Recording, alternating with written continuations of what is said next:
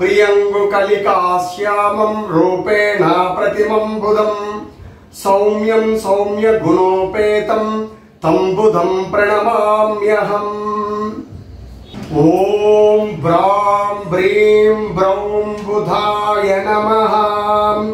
ॐ ब्रां ब्रीं ब्रौं बुधाय नमः। ॐ ब्रां ब्रीं ब्रौं बुधाय नमः।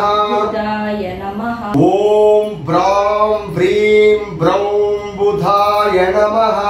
ॐ ब्रां ब्रीं ब्रौं बुधाय नमः। ॐ ब्रां ब्रीं ब्रौं बुधाय नमः।